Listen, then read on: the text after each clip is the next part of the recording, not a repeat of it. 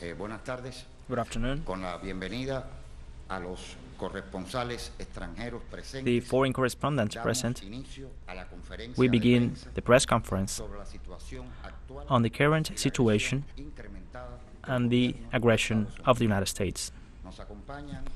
Here with us, 25 foreign correspondents of 14 media of 9 countries and representatives of the national press. This conference is being transmitted by Cuba Vision, International Cuba Vision, and the Caribbean Channel. So, I give the floor to the member of the Political Bureau and Minister of Foreign Affairs, Bruno Rodriguez Parrilla.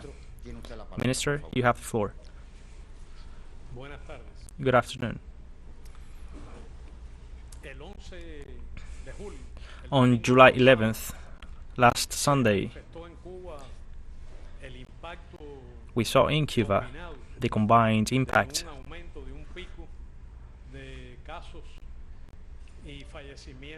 of increased cases and disease of the pandemic COVID-19, the tension over the national health system, its effect in the life of all the people, thousands of Cuban citizens and their families, and also of the lack of things provoked by the economic difficulties, especially of the last 2 years, aggravated by the strengthening of the blockade against Cuba and the impact of the pandemic in the international economic situation. The economic problems that our country is facing have different dimensions of objective nature.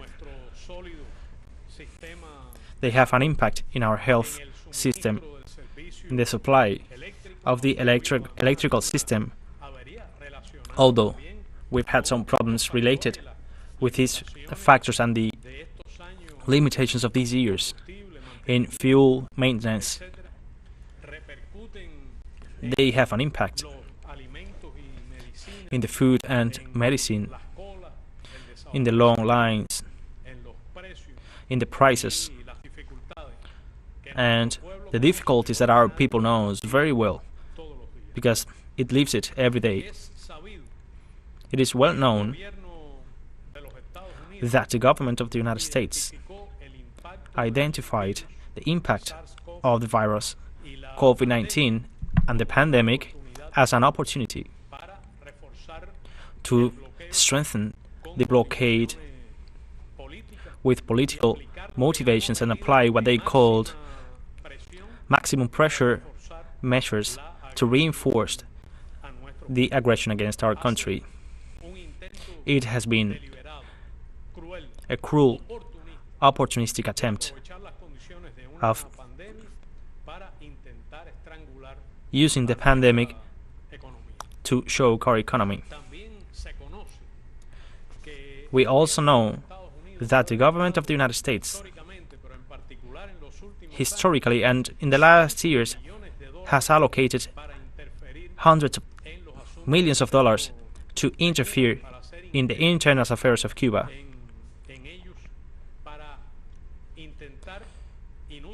to try unuseful to create a political opposition, even generating disorder, instability with a failed purpose of fracturing the constitutional order, the social consensus, the stability, tranquility, security conditions of the harmony that leaves our people. For that purpose, it has used high technology instruments, sophisticated instruments.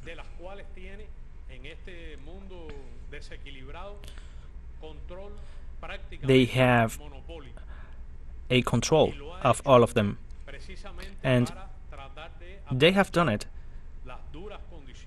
to take advantage of the harsh social conditions generated in the planet, the pandemic, and in our case,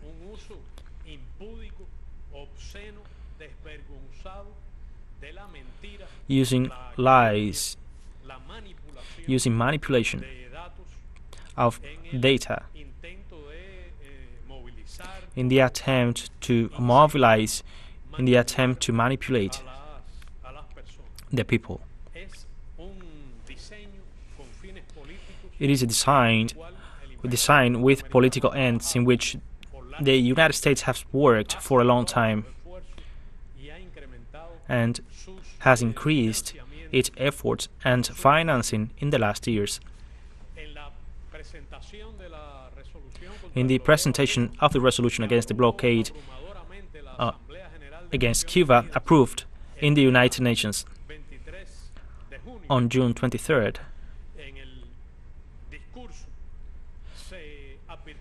in the speech, it was warned, and I quote, the United States, and I quote, use resources, social laboratories, and high-technology instruments in a campaign directed to discredit Cuba through the use of lies and manipulation of data. On June 23rd, we had information, and it was actually evident for those who follow the social networks and data, that date we had a developing communicational operation. The government of the United States even submitted to extreme conditions its position regarding the so-called revision of the policy towards Cuba, and it has inherited obstacles imposed by the government of Trump with the purpose of preventing this revision. So, U.S. spokesperson were talking about sensitive topics for the lives of the people, like the unilateral coercive measures regarding the travels in both directions related to the remittances, or with the consular services that affect the Cubans that actually live abroad Cuba, to an operation that contradicted those statements. In that speech on June 23rd, it was said, and I quote, some people dream of provoking the social chaos, disorder, violence, and death. It is not weird, because it is a political instrument already used against other countries with disastrous consequences. On June 23rd, that campaign was already undergoing, including calls on violence, terrorist aggression to the authorities, and the assassination of the President of the Republic. And also, it was warned that day,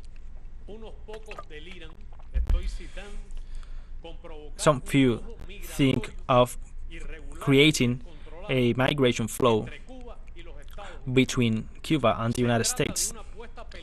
It is a dangerous bet. Over we have warned the government of the United States, which is compelled legally and morally to honor the migration agreements, especially regarding visas. It is a sensitive topic. End of the quote. And we have warned yesterday, and I say it again, to the government of the United States.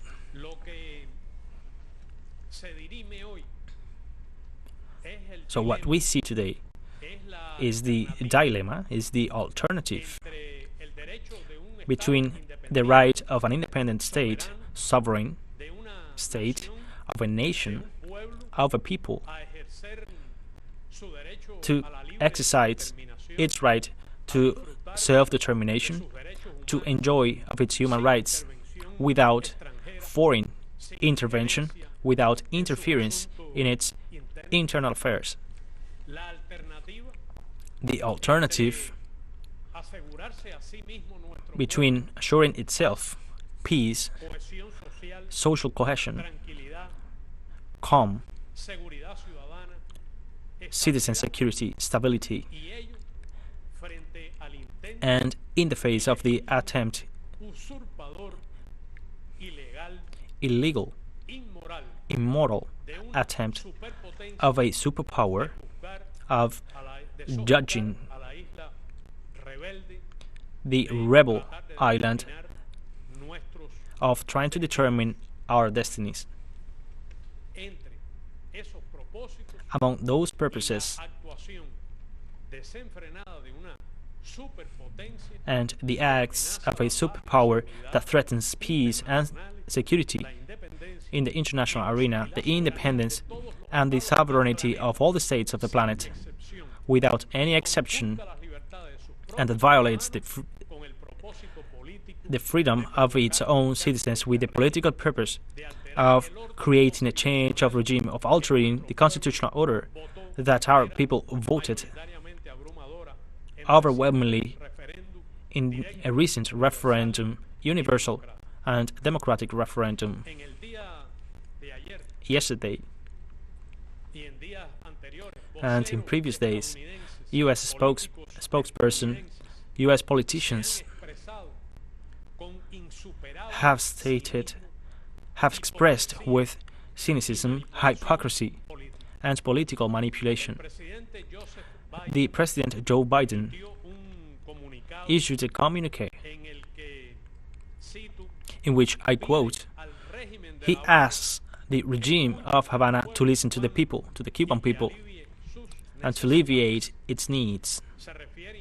He even talks about the economic situation of the country. President Biden and the government of the United States should first to listen to its own citizens, that most of them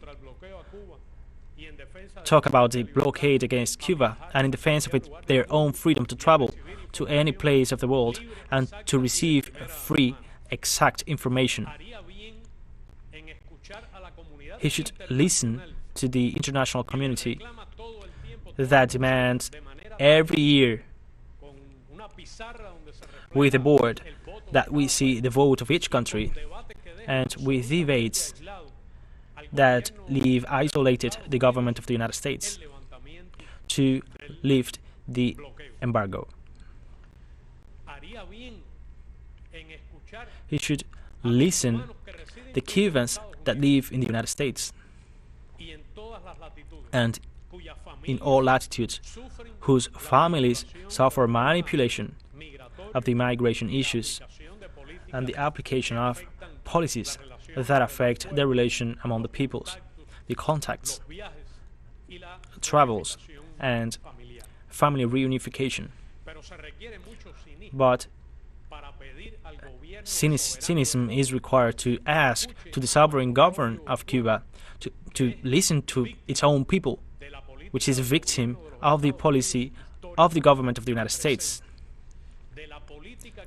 of the policy applied by former President Donald Trump, of the 243 coercive and unilateral measures added to the blockade, especially in the last 2 years, and of the more than 50 measures applied with a cold, calculated, and opportunistic purpose of taking advantage of the conditions of the pandemic that they were suffering, that their own U.S. citizens were suffering, to try to cause a change of regime in Cuba, to choke the Cuban economy, even at the price of difficulting the prevention, the treatment, and the vaccination of our own citizens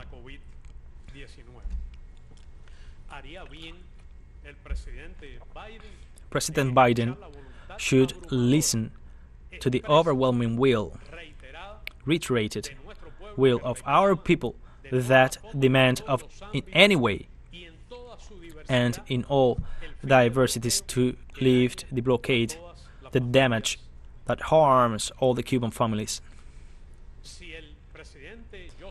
If the President, Joe Biden, had any interest or any worrying, and he wants in any way to alleviate the difficulties of the Cuban people created by the policy of previous governments and the policy applied its own government,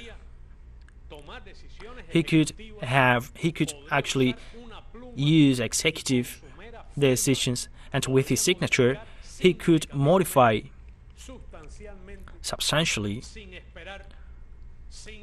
without waiting for anything, without the need of the legislative vote, fundamental aspects of the blockade, including those that harm the Cuban people, including that most affect the fight against the pandemic by our nation.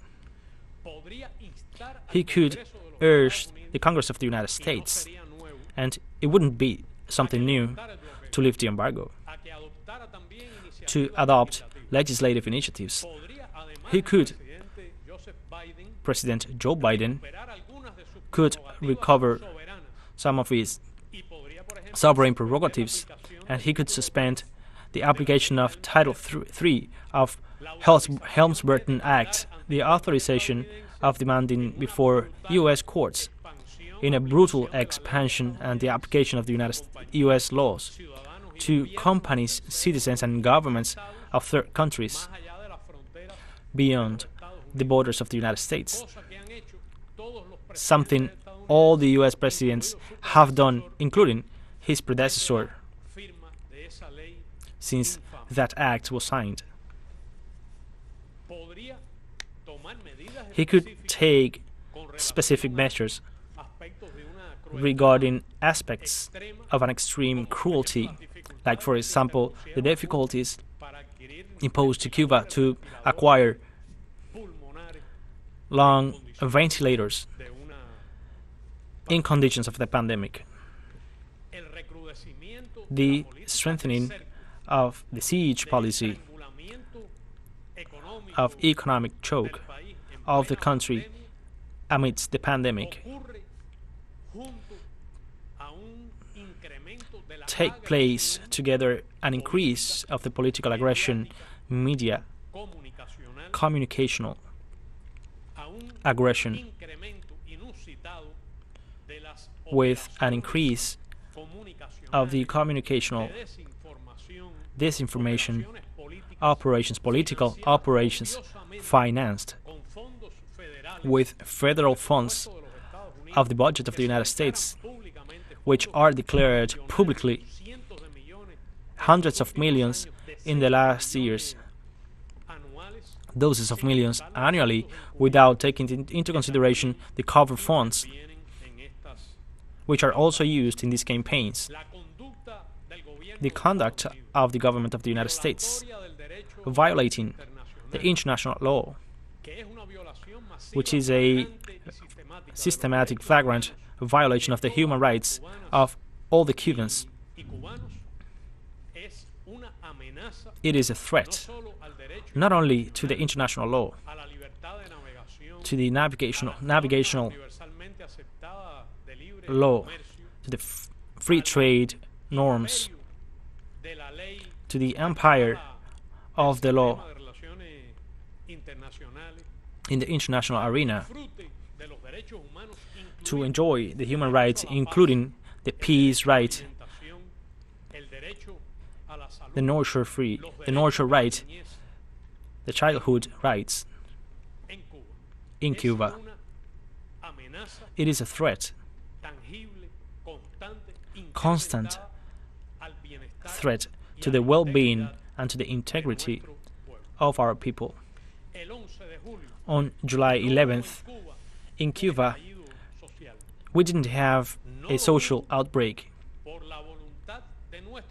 We didn't have it because of the will of our people and because of the support of our people to the revolution and to its government.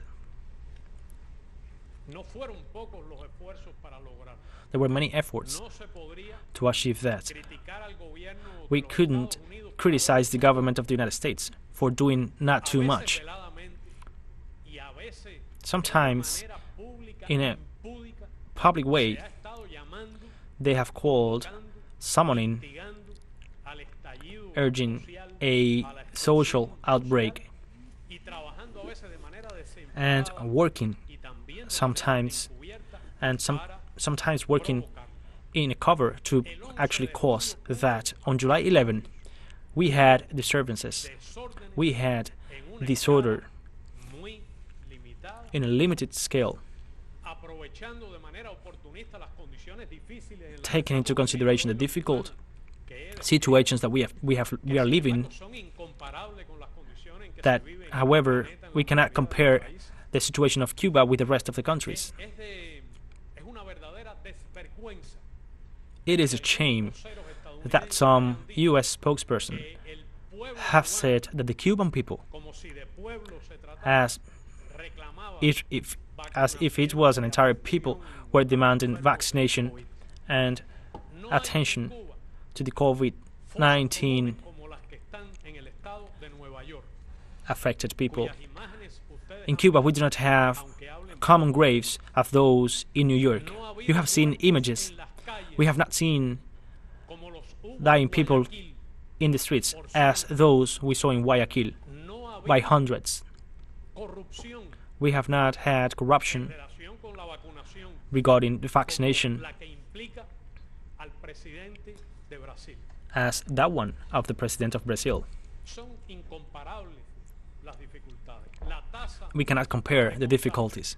The contagious rate, so many people suffering from COVID, the lethality rate that we have in Cuba cannot be compared to what's going on in the entire planet, even in the richest and most developed nations, even in Europe, Western Europe.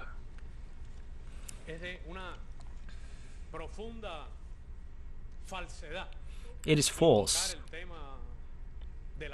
to talk about COVID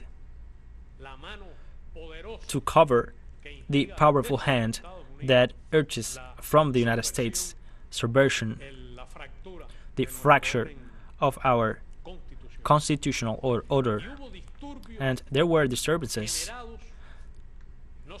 generated not only systematically, not only through an investment that has been going on for decades, not only by intensifying those acts in the last 2 years and in the last months, but also of the development of a communicational political operation directed to generating those disorders, with the goal of generating those disorders, even at the price that they happened, as they happened, acts of violence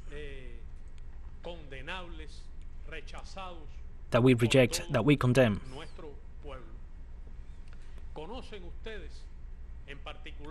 So you know, specifically, the last months of last year until now, the numerous acts of calling to violence, of calling to terrorist actions that with impunity have taken place, and they continue taking place, intensified since June the 15th.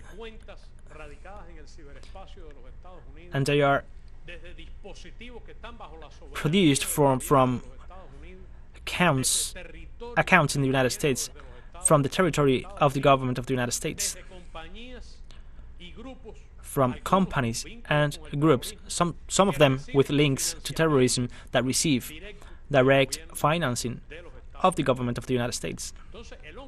So on July 11th, there were disorders, there were vandalism, there were violence. and as natural, we are investigating. On July 11th,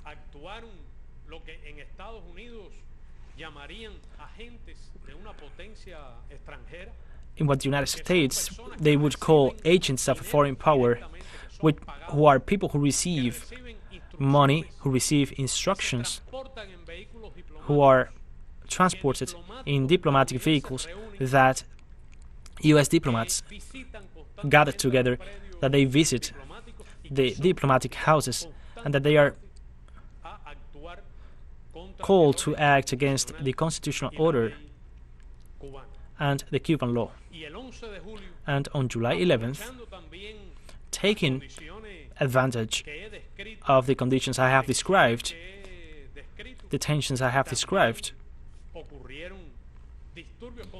there were also disturbances with presence of criminal elements, with criminal antecedents, people linked with elements of marginality that our people rejects. And it has always been tried to manipulate people to generate movement with the will of creating a political opposition, in conditions in which the blockade generates damage that affect the lives of everyone. This operation that uses millionaire resources and technological platforms with funds of the government of the United States was strengthened after June the 15th. Therefore, I accuse the government of the United States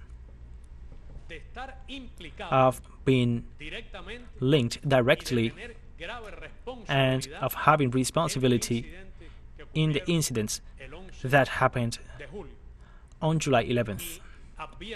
And I warn again that it will be responsible of the consequences if they continue with that policy of choking our country, of inciting migration flows, irregular migration flows between both countries, or the permanent incitation of some senator of Florida to use naval forces, or even to use naval forces near to our territorial limits. And I warn the government of the United States that its conduct, irresponsible conduct, could have serious consequences that damage the natural interest of both countries. Here you see on June the 15th, we saw the tag SOS Cuba in New York, and they used agents paid by the government of the United States committing illegal acts in Cuba, physically there in front of the headquarters of the United Nations. And they used this tag to try to obstacle the pronouncement of the General Assembly of the United Nations against the blockade. But it was actually null. That campaign didn't go anywhere because the international community supported Cuba, and we saw the will of the people in the entire planet, of the Cubans, the US citizens, of the Cubans living in the United States, demanding the lifting of the blockade.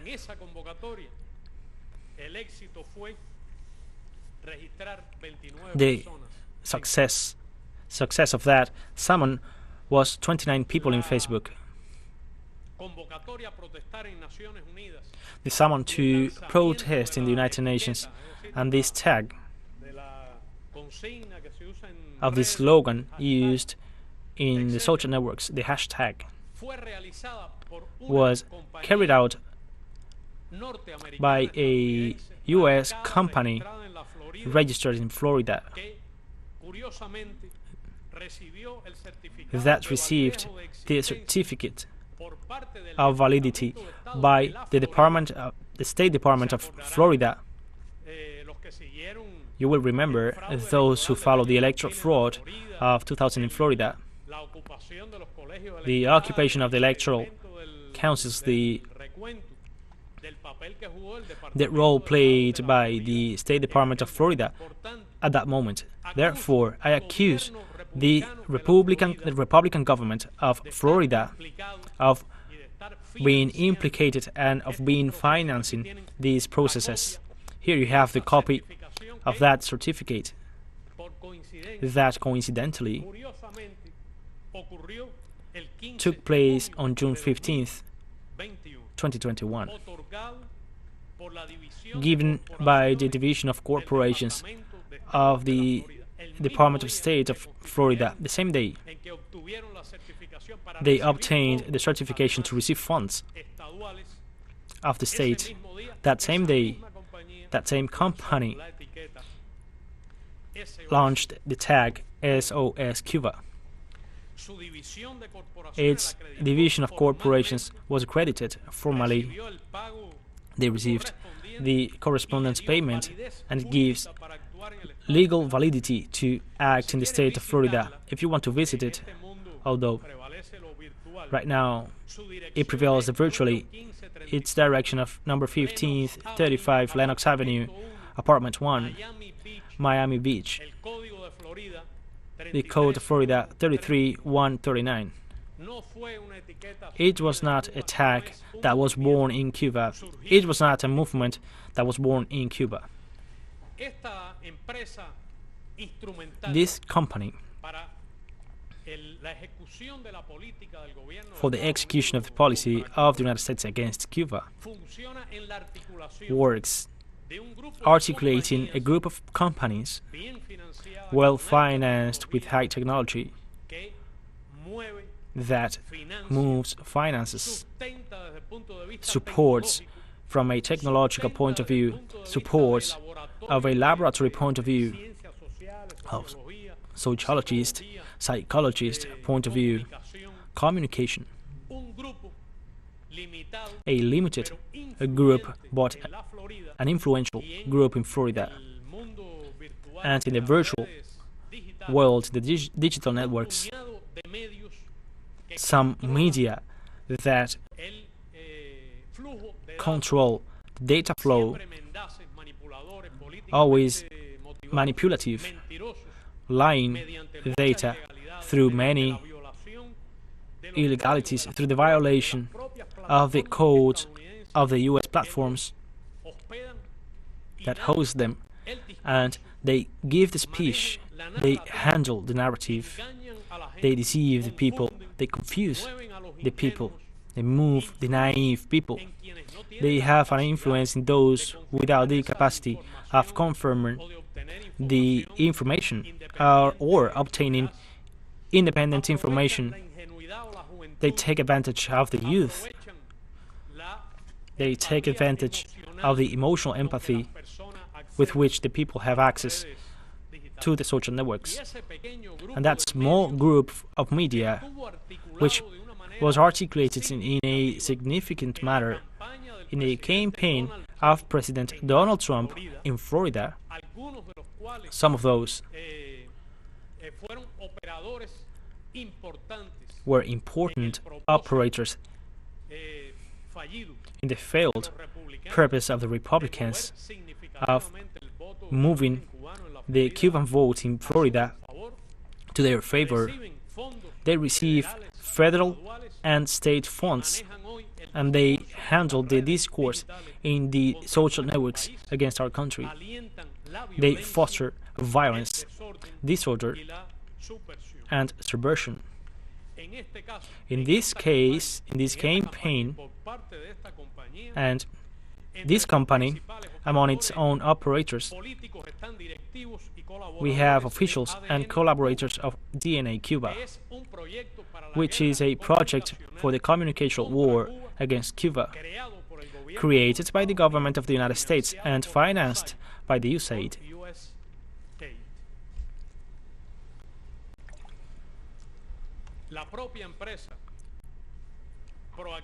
This company, Proactive Miami Incorporated, relates among its partners Jaima Pardo, who is the head of information of DNA Cuba, and Jorge Rodriguez, who is a political operator linked to DNA Cuba. They are not representatives of our people. They are not Cuban citizens who live among us. They have participated in siege actions, fostering violence against our embassy in the United Nations and Washington. Both of them were on June 23rd in the siege of the Cuban embassy in the United Nations, and they were between the agitators, violent agitators against the baseball team in Cuba, in the pre-Olympic Games in Florida, and the siege inside and outside the stadium to our baseball players. We cannot hide the link between the funds and the operations of the government of the United States and of these operators. After July the 5th, that media laboratory that operating from Florida, it launched the campaign in Twitter of humanitarian intervention to Cuba. The entire planet knows what is a humanitarian intervention. Those calling for a humanitarian intervention in Cuba should be warned that not only violate the laws of the countries that they carry out those acts, but they violate our laws. To ask for a humanitarian intervention in Cuba is to ask for a U.S. military intervention in Cuba, as it is shown in our laws and our codes. Humanitarian intervention, as I said yesterday, was what happened in Yugoslavia in 1999, the NATO bombings against the TV studios, against civilian objectives. That was a humanitarian intervention without the authorization of the Security Council of the United Nations. The invasion to Grenada, the military invasion of the United States to Grenada, was another humanitarian intervention. So, on June the 5th,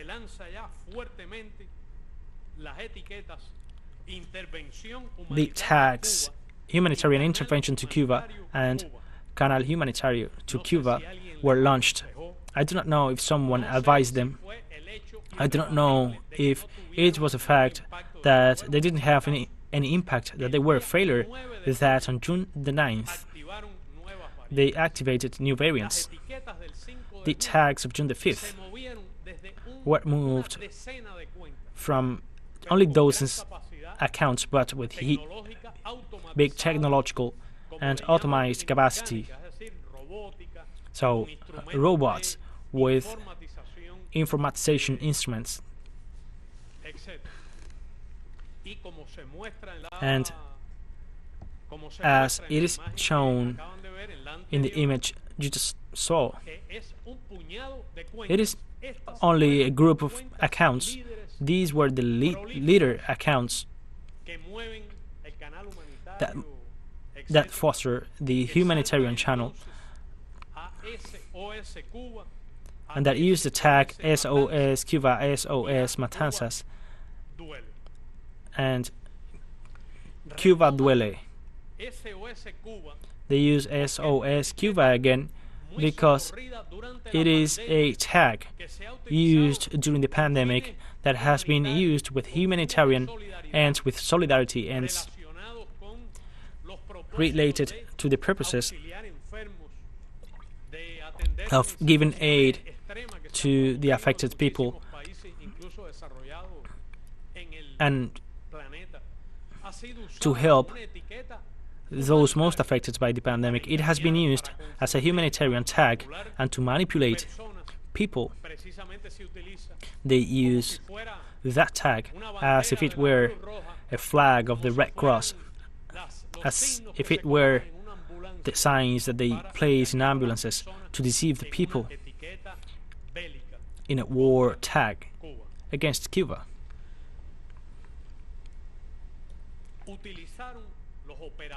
These operators used what they called trolls farms, which are coordinated users that coordinate fake accounts and that they spread in an automatic way messages in Twitter or with robot accounts, so that they use the so-called bots, robots, etc.,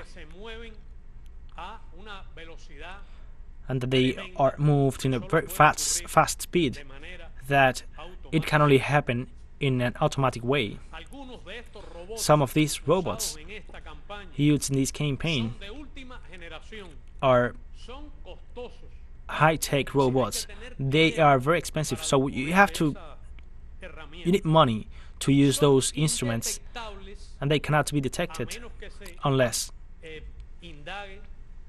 you do a thorough research by the regular systems of the platforms, of the instruments that regulate the digital networks. That's why we are shocked to listen to politicians and to listen to media repeating that in Cuba we saw it took place a social outbreak. It is a political operation. It is an aggression of the government of the United States. That today it does not need missiles, it does not need marines, and that it has a huge capability for the warlike actions, non-conventional warlike actions in a virtual way. The United States has created a special command for the cyber war, for the war in the cyberspace. They turn fabulous tools for the knowledge, for the education, in warlike weapons, and they militarized not only the space, but the digital space, the cyberspace. Let's see some data. A measurement of June the 8th and 9th with the online tool #org. It revealed that the users that use the Canal Humanitario Cuba, SOS Matanzas, and SOS Cuba, they operate the 3 tags and they are coordinated also with the directives of Proactive Miami Incorporated, Jorge Rodriguez, and Jaime Pardo. On June the 9th, they started coordinated actions to give volume to the tag SOS Cuba. They abandoned the campaign of humanitarian intervention and they fixed as a main target to achieve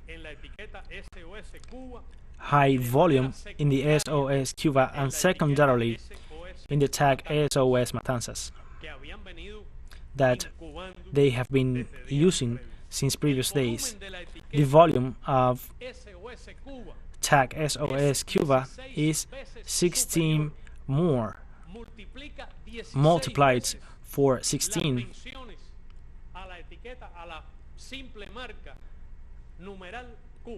the tag of Cuba.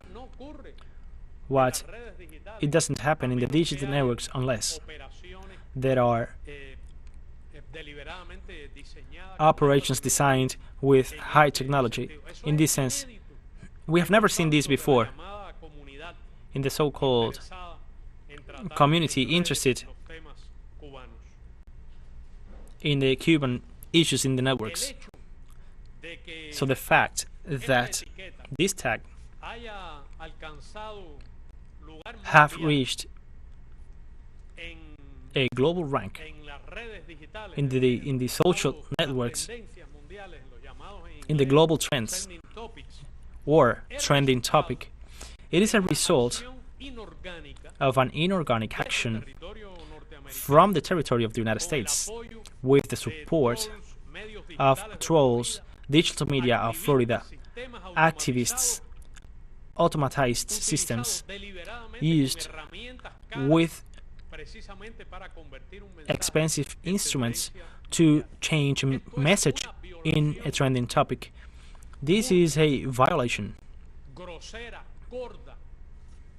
a serious violation of the policies, of the regulations applied by the Twitter platform, specifically those regarding these messages called spam, and the political manipulation to prevent manipulation of the platform. As Twitter says in its policies, we cannot use the services of Twitter with the purpose of amplifying or suppressing information in an artificial way, nor carrying out actions that manipulate or create an obstacle the experience of the users in Twitter. We have to say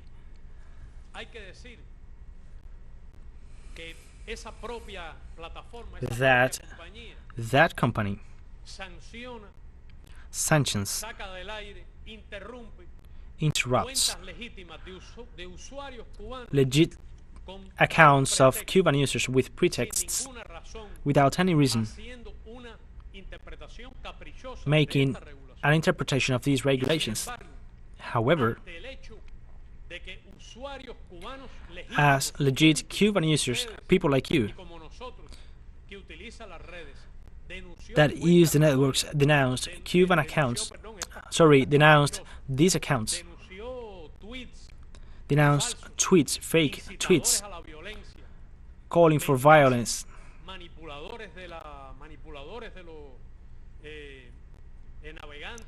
manipulating of the users in the networks. Twitter didn't take any measure,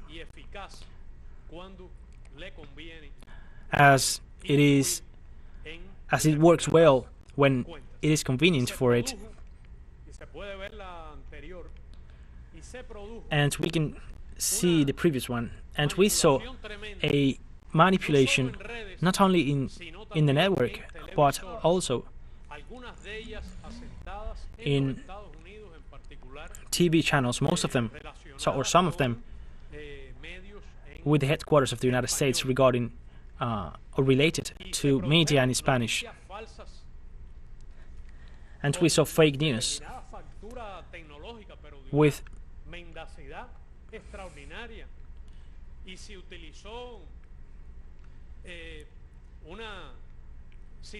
and it was used a situation in a Northern Africa country, presenting it as if it was happening in Cuba. They used images of the airport of Caracas.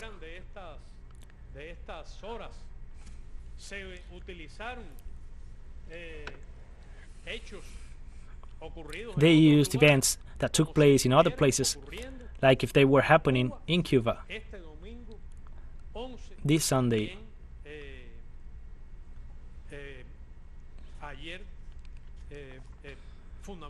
and yesterday, the so-called fake news that so much persecute the platforms that work very well when they decide to act following the regulations of the digital world,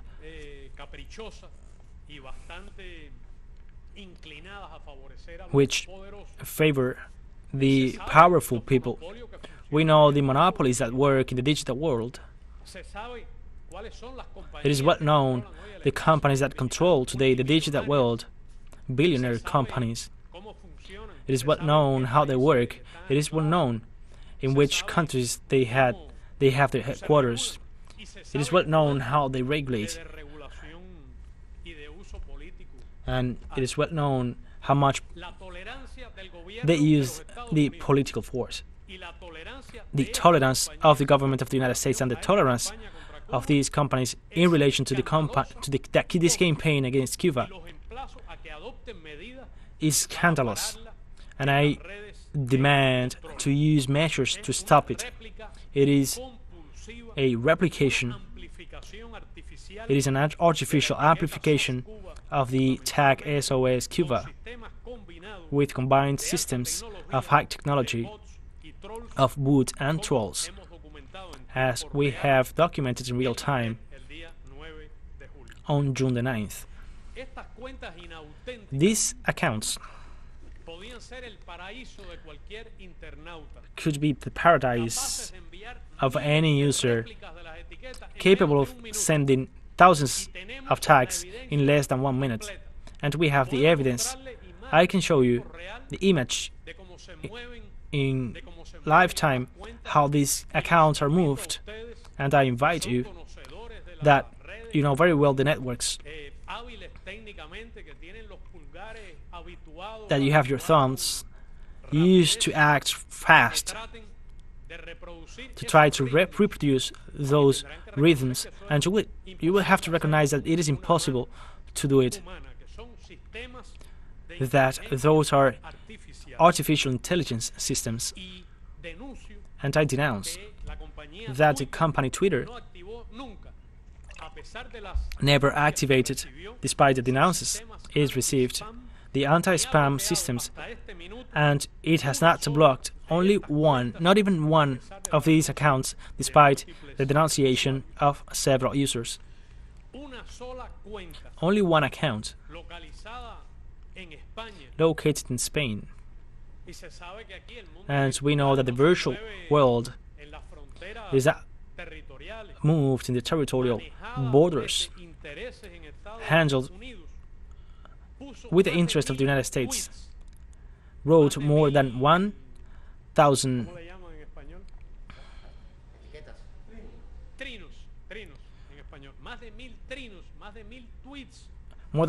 tweets in July 10th and July 11th, in a region of 5 retweets per second. Can you please try to do it in your phone? I invite you to retweet 2 in 1 second. It is evident that these are technological systems which are very expensive. They also organize the coordinated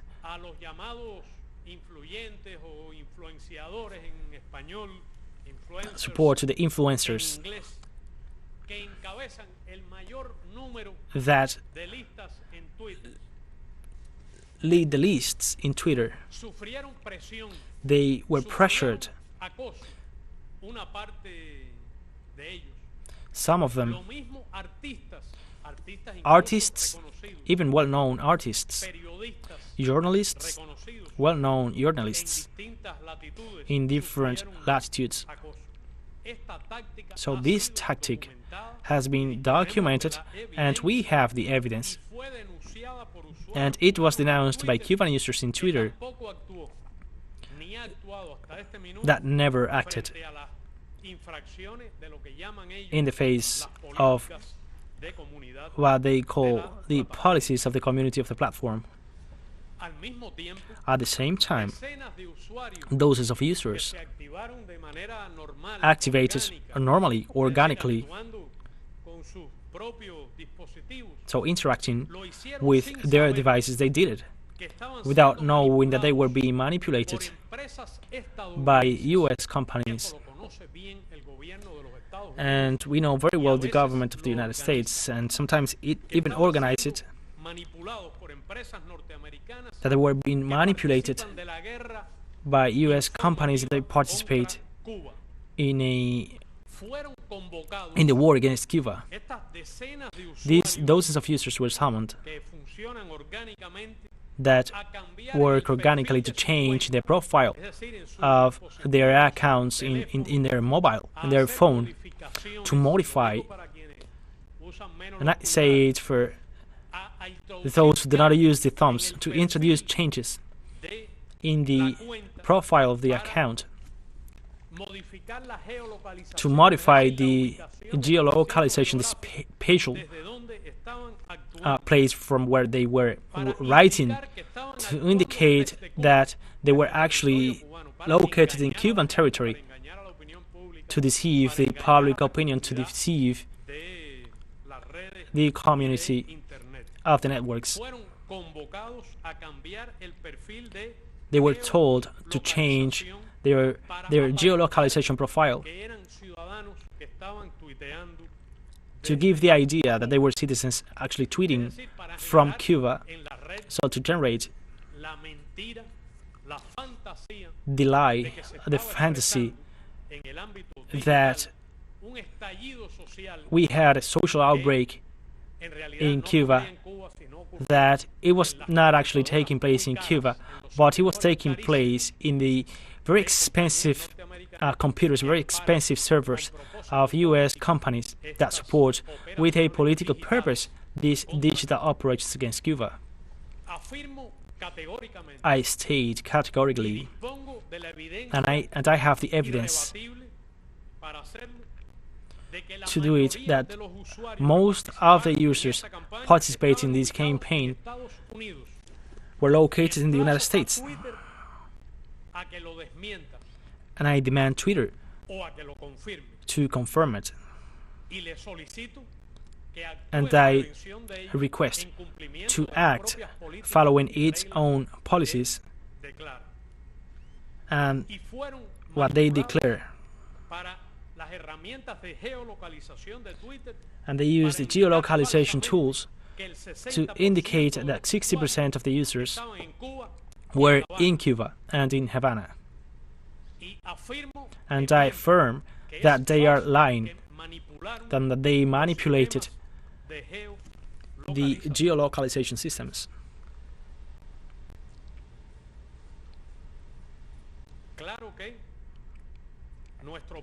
Of course, that our people, exerting its own sovereignty, will act together with our government and our legal organs in the application of our laws.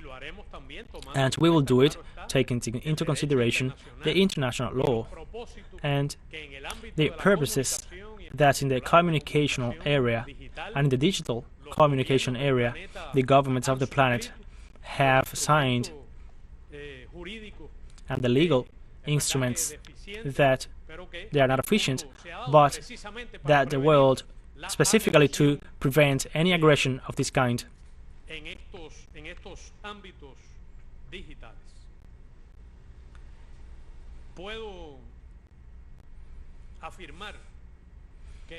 I can affirm that, of course, we are facing some difficulties in our country. Of course, our people is facing a difficult situation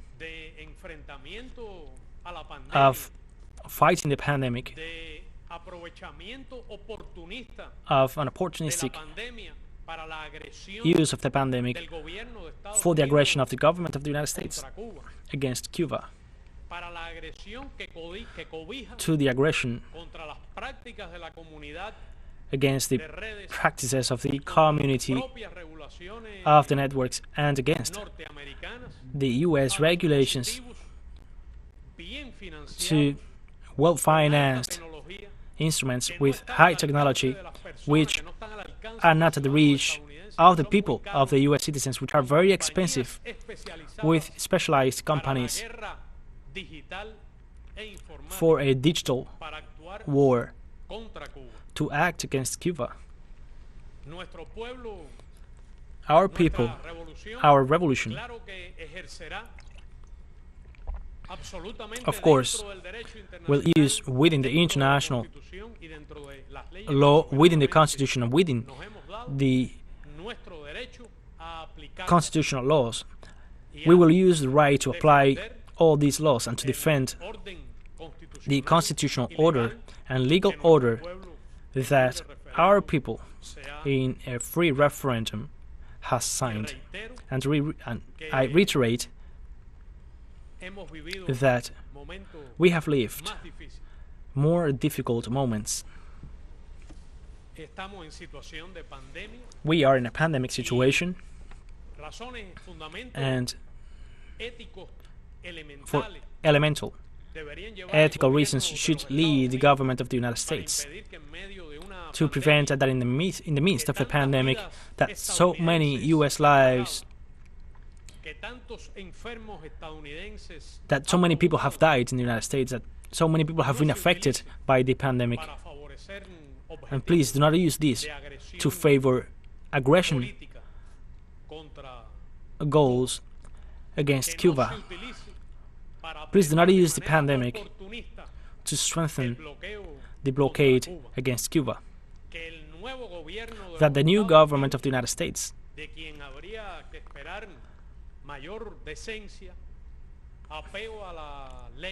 that should follow the law, that should follow the electoral platform that allow them to govern the United States. Please do not take advantage of the conditions of the pandemic to attack Cuba. Do not continue with the policies that they criticized, and do not continue with the aggression of these last years in extreme levels. Now, in times of pandemic, Cubans have lived worst moments, and we will know how to fight them.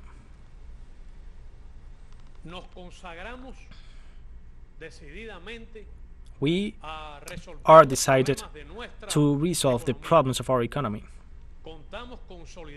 We have solidarity and international support.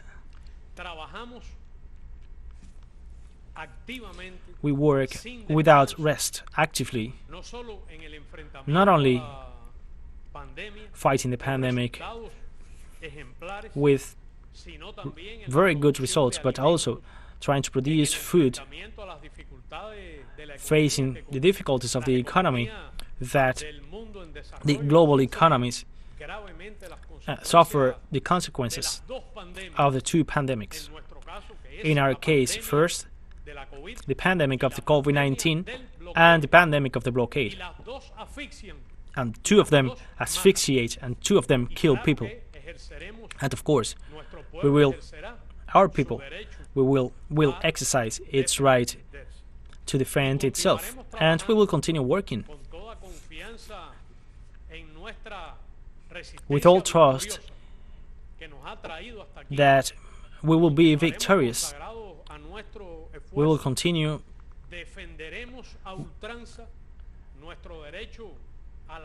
We will defend our right to a free and sovereign determination, and we will use our laws, which were created with that purpose.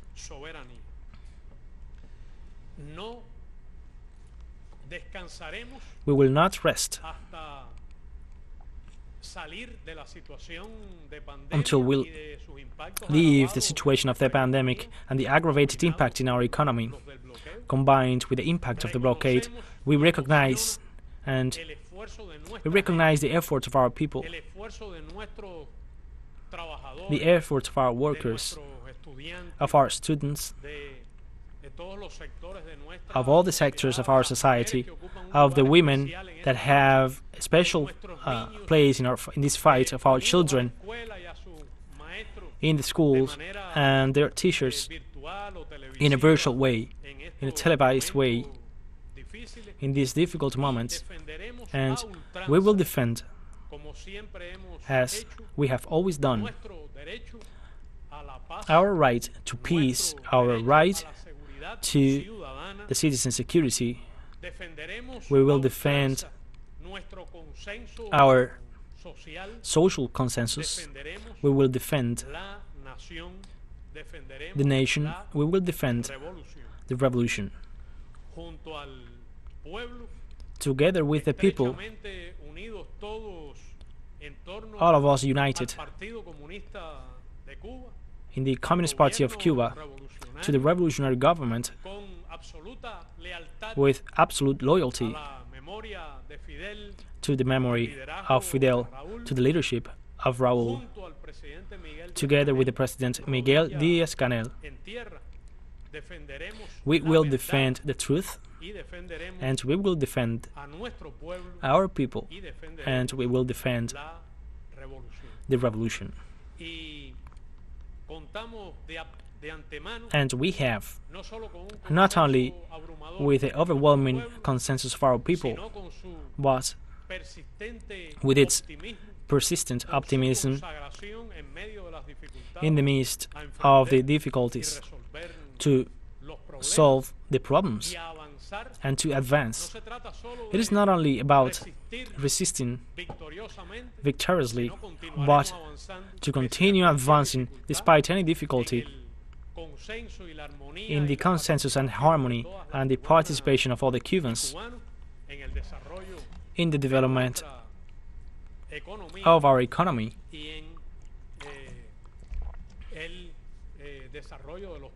and the development of the purposes that our people, in a free and sovereign way, have given.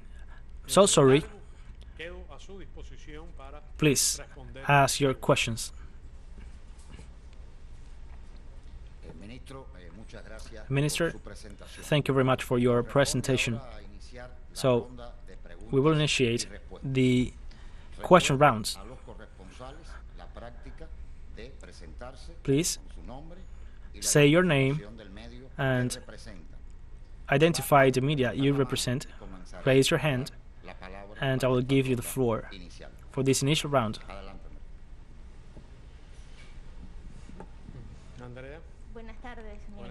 Good afternoon.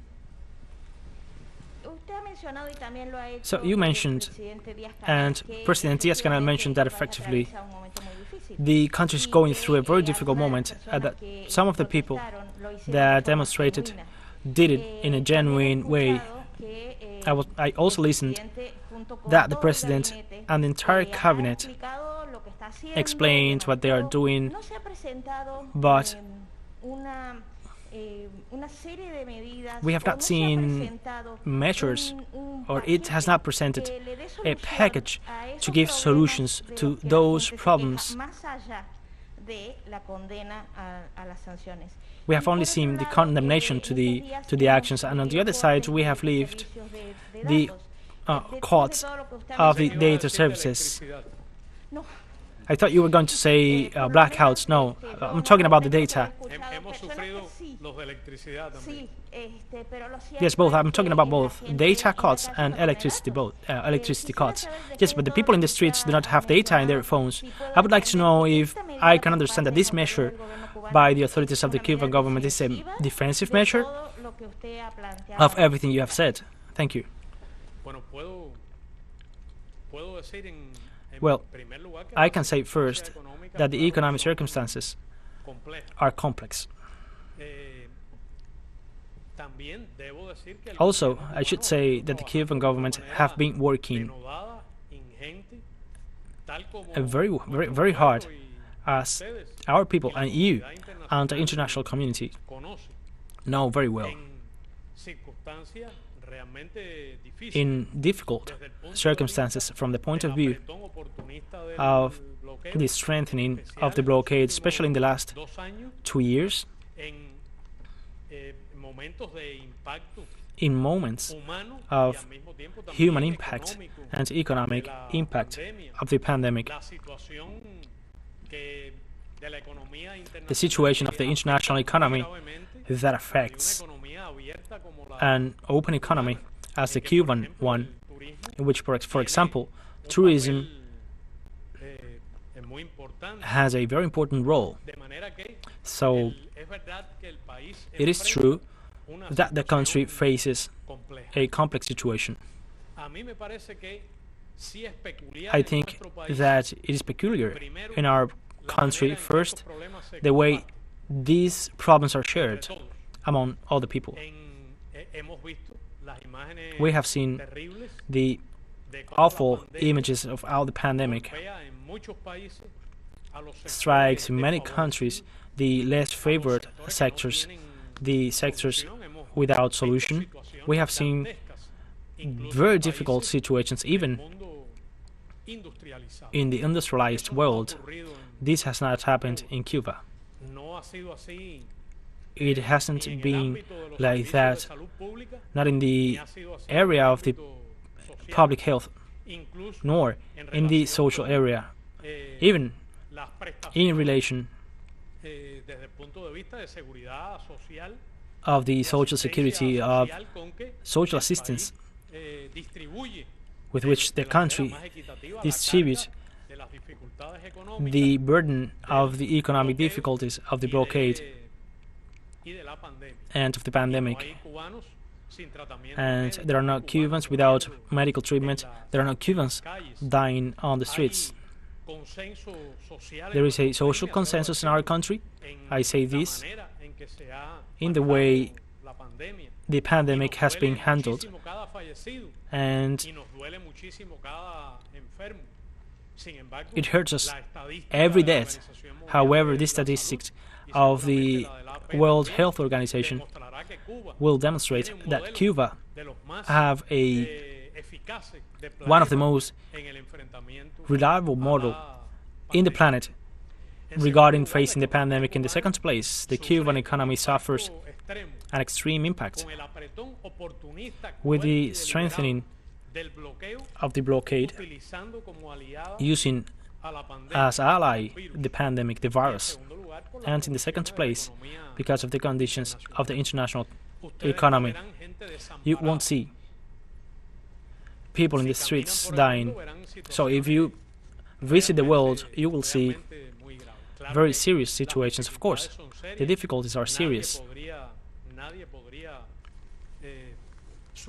No one could underestimate it, but in Cuba, we have solidarity among us, and we have a social system that guarantees efficacy, that guarantees protection to all the Cubans, independently of what they think, what they do. Even more in conditions of a pandemic. So in relation to the electric cuts, for example, it is a situation that, of course, creates sensible consequences in our houses, in the living conditions of the population, the limitations of different nations, the long lines, the difficulties. However, you won't see in Cuba what you see in countries of the developed world in relation to the exclusion, inequality, with people dying because of the pandemic and dying for the chronic reasons in capitalist societies, dying of poverty, but dying of poverty and pandemic at the same time. That, however, we have a social model that even in conditions of pandemic, it is recognized and successful. In Cuba, no one dies without medical assistance, and the lethality rate in Cuba is among the less in the planet. acknowledging that it has an impact in our economy and in the lives of all of us. But if we can say of the pandemic that Cuba is one of the best models to fight the pandemic, for the lethality rate, for the prevention and treatment data, for the existence of the vaccines, for the existence of the vaccine candidates and the first vaccine of Latin America and the Caribbean, for the very good news in relation to the development of a second vaccine candidate, regarding the news of the clinical trials to the pediatric vaccines, with the very good news of the progress of other vaccine candidates. So we will have to recognize that the Cuban model to fight the pandemic is one of the best in a global in the planet. But any person should recognize that the model of Cuba to fight the pandemic, it is the result of a model of social inclusion and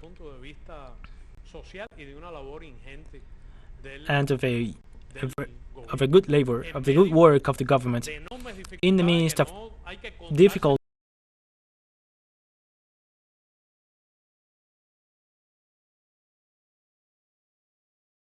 without the pandemic. It is an aggravated act of genocide. But the Cuban response is very good, and our economy, which is an economy with problems, an underdeveloped economy, of course, it has some difficulties, but in very difficult conditions that we see in different countries, including some northern countries, regarding what you mentioned about the internet and access to the networks.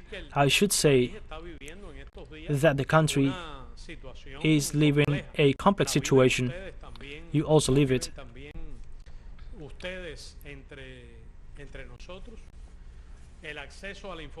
The access to the information of our people, it is right. It is clear that there are complex conditions reflected not only in the access to internet, reflected to the access to the food. In Cuba, no one, as we see in the first world, that we do not see people dying of starvation, but we've had the problems of electricity, we have the problems of communication, we have the problems of connectivity, and it is true that we are in a complex situation, and it is true that in these days we have not only had a lack of electricity that has repercussion in the access to the networks and the telecommunications, and I should say that Cuba, of course, will not renounce to the right of defending itself to any kind of aggression. But of course, we will respond in an appropriate way, always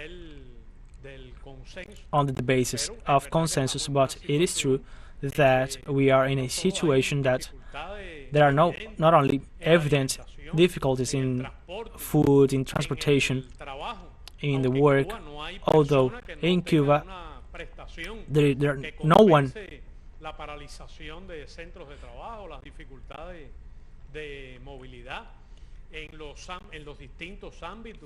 is without, no one is unemployed. So we come from a difficult situation with the electricity cuts, with the blackouts that also affect our system.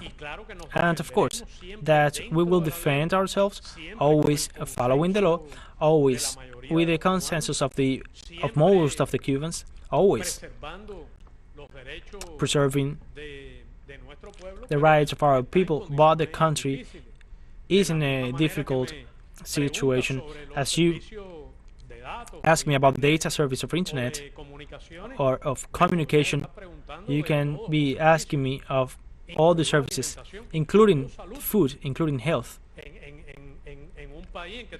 In a country with which we have a situation of lack of medicine,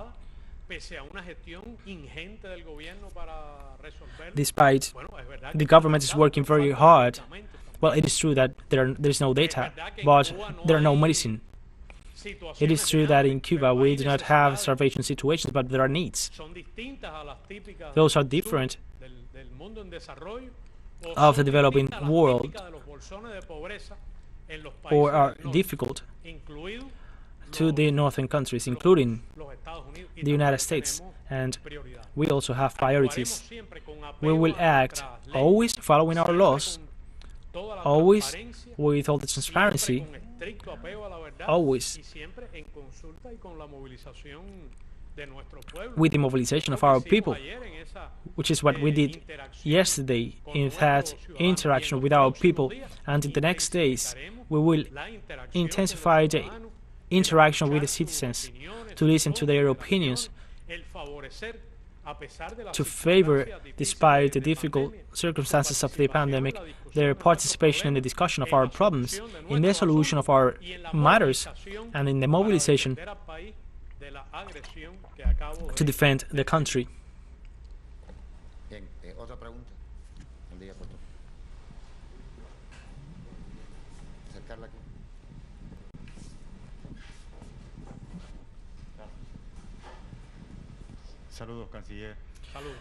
Greetings, Minister.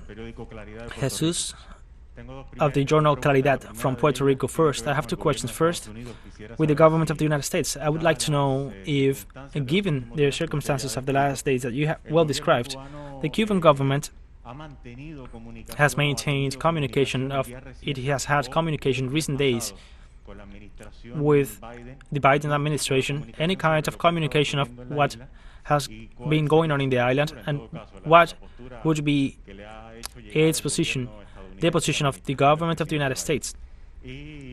And second, I would also like to know, in general terms, we have seen in the social networks a campaign of the United States that they even threat of coming with boats to Cuba. So what would be the response of Cuba if that happens?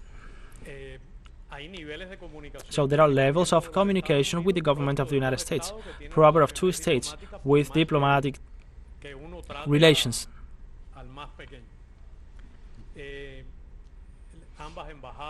Both embassies are working.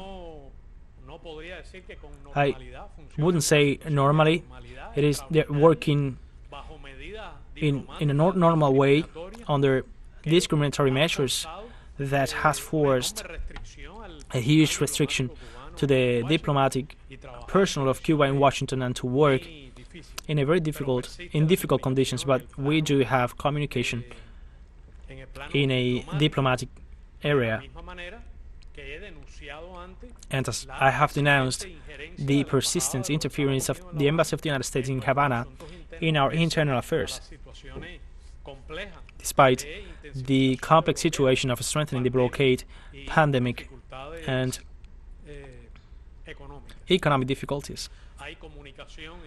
There is communication in the diplomatic area. I have the hope that the government of the United States, the Department of State of the United States, to take into consideration the international conventions they act with a humanitarian sense in the difficult conditions that the planet is living, that the United States is living, and that our country is living.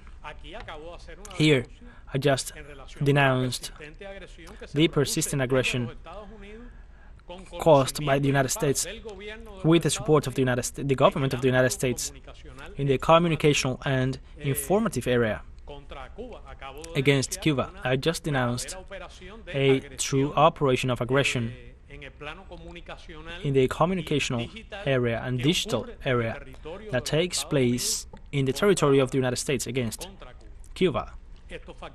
So these factors, of course, are present. We do have communication between two states with diplomatic relations, despite our protest and despite the persistence of the blockade. Of course, it is difficult to understand how a government that was elected with the base of a platform that included a respect conduct to the sovereignty of the state, to the international respect, with elements of platform related with Cuba, of alleged recognition of the right of the Cubans, with critical positions in that platform to the policies of the previous governments. Well, we do not see any changes. The measures of blockade, all of them are still working, are still in force. The political aggressions are carried out with impunity and with the complicity of U.S. territory. The pretexts to limit the action of the embassies in both countries that will be very useful. All that persists. The aggression from a communicational point of view also persists. Everything that happens in Cuba and the manipulation in Cuba, we have seen that in the main spokespersons of the United States yesterday. So I reiterate that there are levels of diplomatic communication. We have to wait for the government of the United States to act following the international law as it promised to the U.S. citizens in the elections. So I am convinced that it is in the best interest of both nations to advance to cooperation relations, effective cooperation. So you can think about the common seas, you can think about the environment, but what is surprising is that the government of the United States has not been accessible to cooperation to fight the pandemic. In the conditions that the pandemic is taking place in the world. And it is even worse to use the pandemic conditions maintaining a blockade with measures taken, even the previous way of the swearing in of Joe Biden directed to damage the situation between both countries and to create difficulties of any progress in the bilateral relation. But it is evident that it will be in the best interest of both countries, of Latin America and in the Caribbean in its relation with the United States, of the hemisphere, of the multilateral area, to have cooperation to face the pandemic, that it doesn't exist right now. So we did have cooperation with the Ebola epidemic in Africa, for example. So what I want to say is that understanding the way it's carried out, the politics in the United States, you have to see that there is an inertial effect of applying the politics that it was criticized in the campaign, and that they are not complying the electoral promises made to the U.S. voters,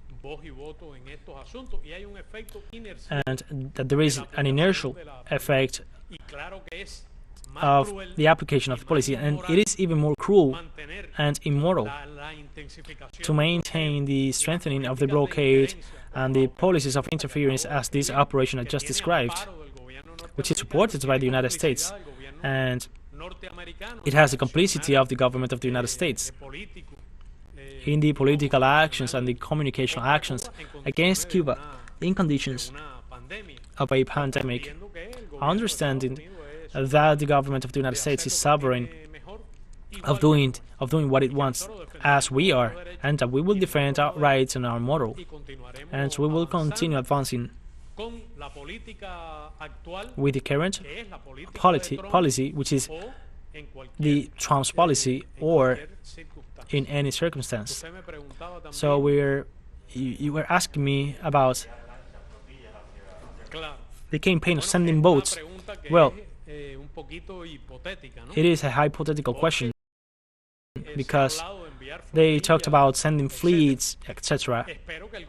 I hope that the government of the United States applies its own laws and will be respectful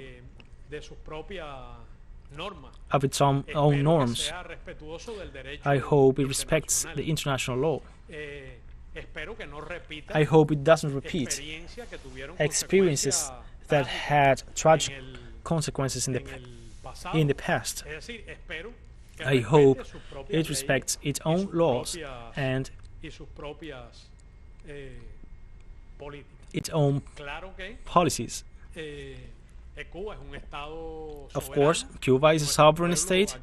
Our people will act, of course, with determination, but we know there are circumstances, difficult circumstances, in the international arena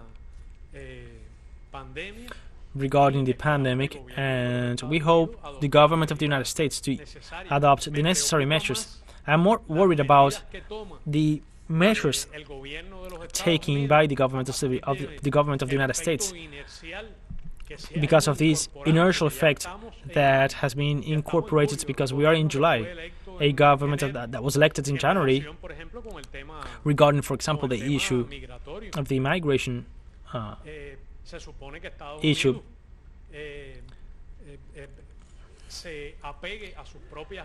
We suppose the United States follow its own goals and its own laws. And I've talked a lot about the need of assuring a legal migration and orderly migration, of protecting its borders. Biden has taken extreme measures regarding migration, so it would be surprising that the same government of the United States to allow that with impunity to foster or to carry out actions directed to have migration incidents, or to apply policies that which are discriminatory in relation to the Cuban migrants.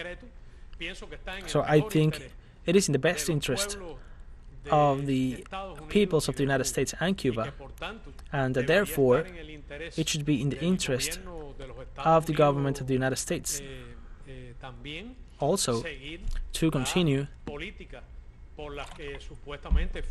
with the policies that he was supposedly elected in the electoral campaign, and to comply with his electoral promises, and to take into consideration the international circumstances, and to follow its own laws. Thank you very much. Another question, please.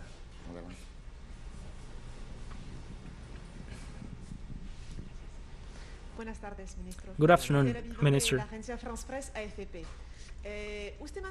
So you mentioned the importance of maintaining communication, a cooperation between both governments, Cuba and the United States. So this means that the Cuban government do not contemplate diplomatic actions against the government of the United States.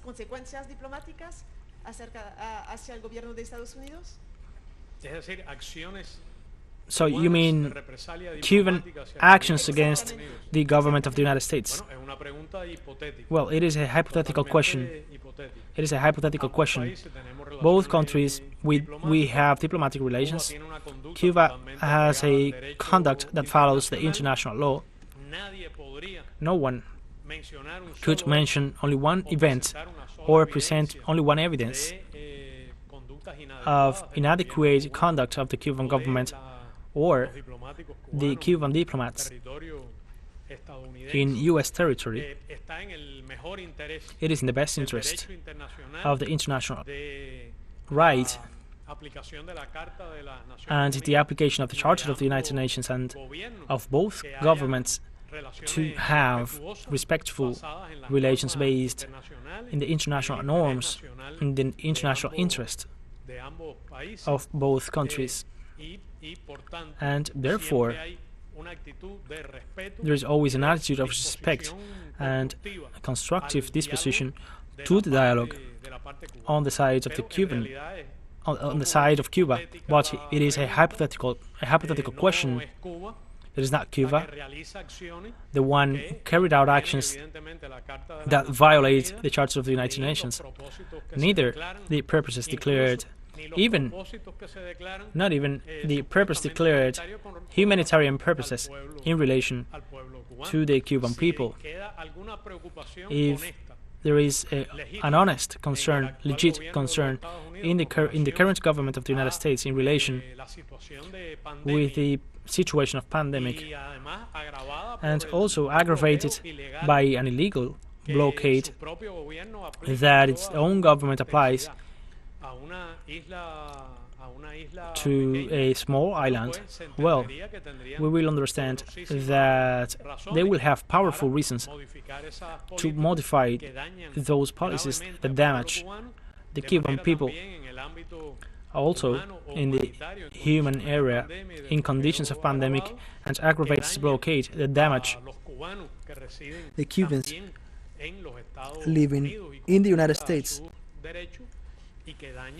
and that damage the interest and the rights of the U.S. citizens that has always had a conduct of respect, of interest. In the moment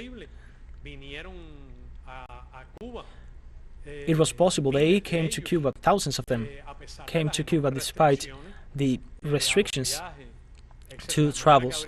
So we have to expect that if the government of the United States will take into account the platform with which they were elected, its national interest and the will of their citizens, it should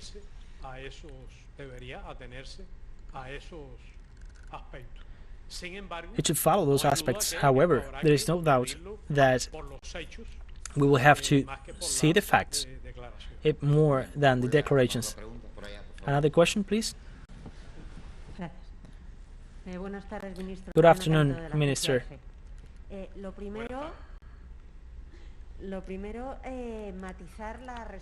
So, please, I want to highlight the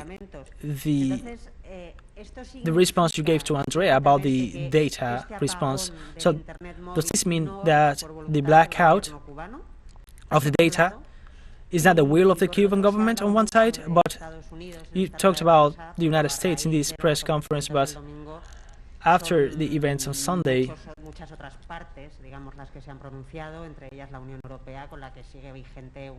many other parts have pronounced themselves. The European Union, for example, have asked the Cuban government to allow the Cubans to demonstrate and not to violate their rights. On Sunday, we saw detention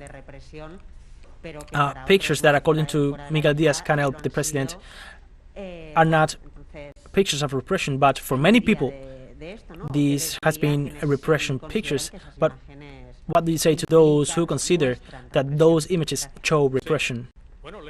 Well, I would say to them that I have seen worst pictures of Europe. I would tell them that there are conditions as I have described. Well, I haven't talked about Europe. I can say that I have seen very strong scenarios in Europe of police violence and of repression of demonstrators in European capitals during the pandemic in different conditions. So you probably saw any action of detention, police detention, as those I have said. I said that there's been violation against our laws. I also said that there's been violent events, that we have seen, that we saw violent events, that we have seen weapons on the streets. And of course, our people has the right to defend itself, and our institutions are compelled of applying our laws to protect the integrity of the citizens and of the people. But frankly, the scenarios are not the same. Those published in several media of what happened on Sunday in comparison to others I've seen in Europe before and during the pandemic. So you have not seen the anti-riot squads acting with armored vehicles using small canisters, using military instruments to repress demonstrators. So what you have seen were police officers taking people. So first, I would call for a just opinion. Demonstrations I've seen in many places. Colleagues of yours, around 400 of your colleagues, were mistreated during the demonstrations in Washington, and the media didn't portray that.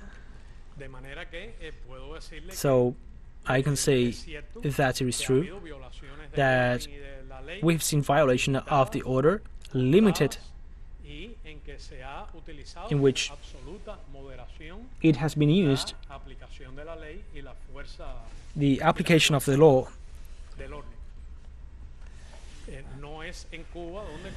It is not in Cuba where 400 journalists have been attacked. It is not in Cuba where we saw a repression as we have seen in several European countries. But I should say that we will apply our laws with the sense of justice, with humanitarian caution, and at the same time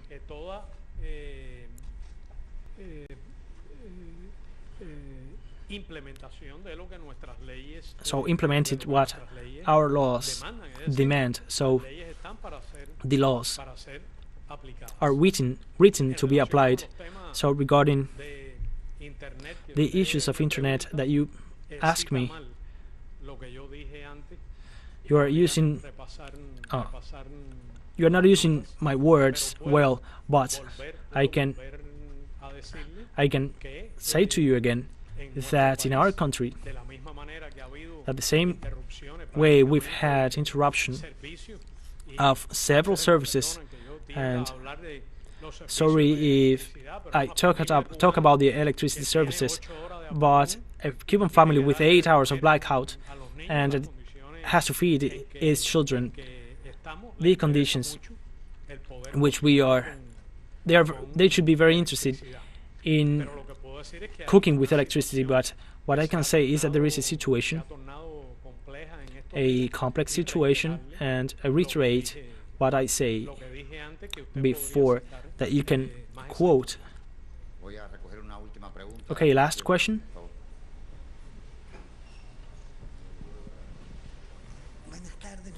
Good afternoon, Minister. Un placer. Estamos a punto de interferir en un programa de interés de la televisión cubana. Tres cositas que le quería comentar, ministro, preguntar con todo respeto. So with all respect, first, Si hay de alguna manera, de alguna forma, if somehow si se evidencia algún cambio entre lo que there is an evidence of change of what was the Trump's administration regarding Cuba and what today is the Biden administration, if there is an evidence of any kind of difference between the Republican administration and this Democrat administration, where we had our hopes. This second matter, something that we are worried about. Dos cositas más. Sí, Si el quiere- primer tema. da- da. El primer tema. Hay una gran diferencia So en la there is a plataforma huge difference in the que platform llevó al presidente that Biden al took the triunfo electoral. Biden to the electoral victory. Lo que puedo decir What es I que can say hay un efecto is that inercial de there is an la- inertial de las effect políticas y que en of este the momento policies, se and that aplica right contra now Cuba la misma they política apply que against aplicó Cuba el the same gobierno de los policy Estados Unidos the government of the United States años, en have been toda su applying in the brutalidad, last toda 2 su years, magnitud, aún en condiciones even de pandemia. in the pandemic condition. Adelante. Lo otro, ministro, que nos preocupa mucho. Sí, la otra pregunta. Los hechos del domingo. So the Sí. events Que of creemos que Sunday, fueron hechos maquiavélicamente that organizados. we think they were A la misma vez organized en events distintas ciudades y demás.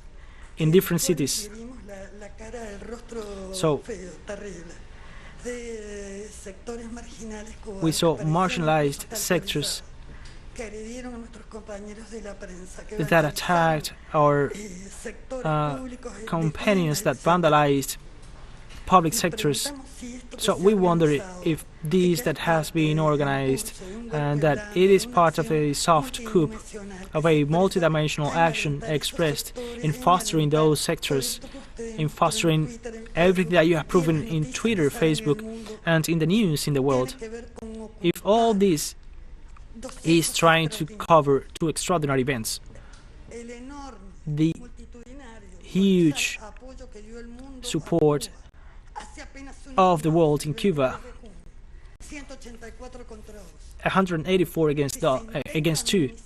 If they try to minimize, or if they try to cover that, and another event, the first country in Latin America and in the Caribbean capable of producing vaccines at the disposal of all our peoples. Thus, these events have to do with with those extraordinary events. And last, a concern that it is in this multidimensional war, they used sectors of the culture.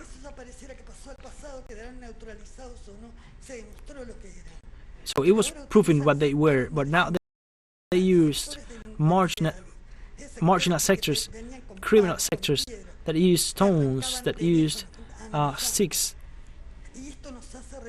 And this reminds us crisis that this nation has lived, the one of the 80s, the one of the 94, and on the other side, the double speech, the United States say we are concerned about your borders. They know what they are doing right now. So, is there any consciousness in the responsibility of fostering this in these sectors that could lead to a new crisis? So I do not think we are in a bilateral crisis, unless the government of the United States propose that. But we do not have any data that indicates that will. It is not what they have shown publicly. It is a government with just a few months. Although this will be enough to prove in acts its support on some electoral promises or to some antecedents regarding the electoral triumph. It is true that on Sunday we saw some events of this nature, of in limited locations with a limited number of people.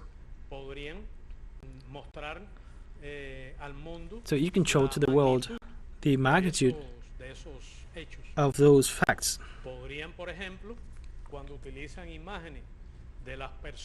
You could, for example, when you use images of the people opposing to those events, not to do it in a way that could actually lead someone, I know you do it in a non-intentional way, to be deceived and to think that those people were actually acting against the government, against the situation of the country. I explained that there were several elements participating in these events that had a very limited reach, which have been solved in a local way not using the police forces. It is not what. It is not. I think it is not what you were mentioning before. The events that unfortunately we see in the media of how it is repressed and how it is acted in this planet in Latin America, not only in Latin America and the Caribbean, but also in the United States and Europe. We have seen a lot of those events, and I said that this has been the result, part of a political operation carried out from abroad, magnified in the digital area, designed that way to create those effects, which has been fought with the support of the people and with the minimum of police forces that in any state of right it is necessary to reestablish the empire and the application of the law, and that we've seen criminal elements that you saw in several of these events. I can reiterate that the Cuban authorities will continue applying the law with strict support to it and following the laws with respect to the people's rights,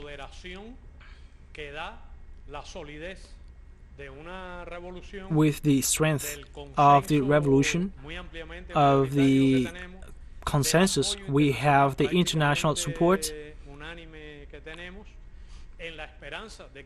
in the hope that you give a real vision and that you show what's actually going in Cuba, and do not only limit yourself to show images that sometimes it's difficult to understand what's going on. I trust that you give your opinion and to be objective and to be realistic and always showing the truth. And I am very calm, and I trust that these events will not be repeated, that our people and the country have all the conditions to overcome these events. You have seen how the citizens' tranquility and the normal functioning of the country that we have seen yesterday and today, of course, with some obvious measures to guarantee the public order, but I can say that the country is in a normal condition, and of course it will apply the law, following the right of the citizens, and I say thanks to you that you inform about what you have been living in these days. Thank you very much, Minister, for your time. So in this way, we finish this press conference in the headquarters of the Ministry of Foreign Affairs. Thank you for your presence. Thank you very much.